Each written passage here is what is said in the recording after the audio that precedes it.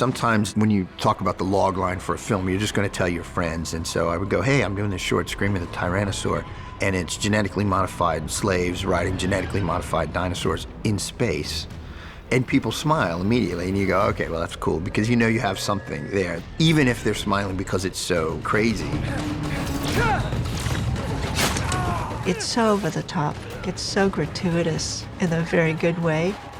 It's emblematic of what we can get away with on this show. I read a lot, so I've pulled all these stories that I think would be great for the show, and Scream of the Tyrannosaur, I thought, oh my God, that's the most fucking heavy metal episode ever. So I took it on, and I love it.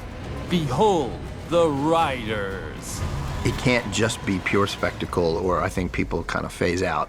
And so you try and infuse just a little bit of character, a little bit of rationale for this story taking place. And so I wanted to have some stakes here for May, our main character, that felt like they were more than just this race. And so I invented a little bit of a love story, and the rest of the stuff came from the original story, where she was forced to be this gladiatorial slave and really just yearned to be free.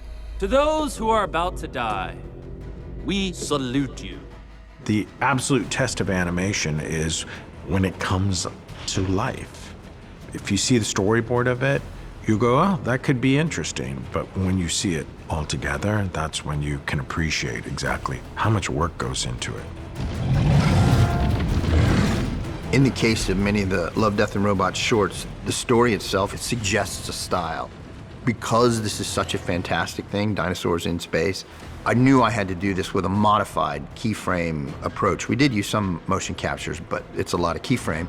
And I think that style works best if you have characters that are a little exaggerated. People think that it's animation so you can do anything you want, but the place you want to start is a level of reality. So you accept a basic scenario.